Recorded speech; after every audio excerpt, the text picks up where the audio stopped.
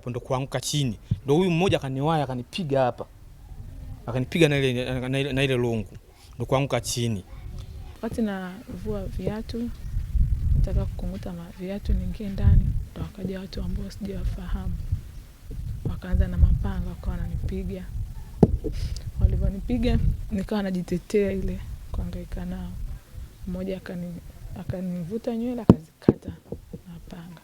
Mwingine akawa anaendelea kunipiga.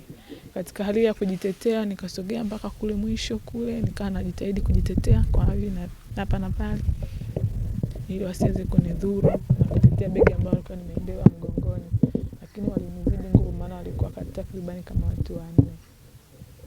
Nimepoteza keshi takriban milioni 4, simu 8 za wakala, mashine ya NMB, mashine ya NBC na mashine ya CRDB, pamoja na kadi zangu binafsi ambazo zilikuwa ndani ya begi, ambayo kadi moja ya NMB, CRDB, Equity na NBC. Sina majeraha yanayoonekana, ila na vitu kama kuvimbia damu kwenye kichwa, kifua na tumboni pia napata maumivu makali. Basi tukakuta kuna watu ambao wana mapanga. Wana mapanga, tukawa naona kwa mbele tukawa tumeona kama watu 4 wana mapanga. Lakini sasa nyuma tulikuwa hatujui kuna nini. Bado kwa shangalo watu wana mapanga mbele, wana mapanga na malungu, hatukuelewa sababu nini. Lakini sasa tukawa tumetulia tuelewe kinachoendelea. Tumetulia, ghafla wanakuja kutuvamia. Mimi nikarudi nyuma.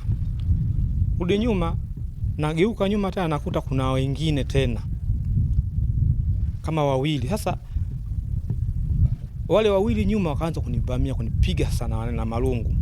Nipiga na lungu, basi mimi nikajitahidi kuizuia yale malungu. Kumbe nia yao ilikuwa sio mimi. Nia yao ilikuwa ni kumkamata yule dada ambaye ana nini? Ule mhudumu, huyo dada mhudumu wa M-Pesa. Basi mimi nilikuwa nimeshapigwa, nilivyopigwa nimepigwa, nimelala chini, ndio akamfuata yule dada wa nini wa M-Pesa kumnyang'anya begi ambalo analo. Nayo akampiga. Bahati nzuri tunapiga kelele kwa sababu ilikuwa ni usiku, hamna mtu alifanyaje aliyetoka. Lakini baadaye watu wakawa wametoka kusaidia, lakini nilikuwa tayari tushachelewa na wale watu wameondoka. Kwa ndio hilo basi, na mimi nikawa nimeanguka pale, nimeinuliwa pale, kupelekwa hospitali, kuinuliwa pale, watu kunisaidia. Basi wenye kunipeleka hospitali ndio wakaja kunichukua kunipeleka hospitali. Walikuwa wananipiga kichwani. Lengo lao ni yani kwamba lengo lao ilikuwa ni kunizoofisha mimi ili wamwai yule dada. Na mimi kwa haraka ninavyojua, inawezekana pengine walijua situation zangu ni zipi. Kwamba huyu mpaka wamejiandaa kutumia malungu nini, na maana hata leo kwamba huyu aliyepona pengine ni askari. Sasa kama ni askari inabidi tuende kutumia nguvu kidogo.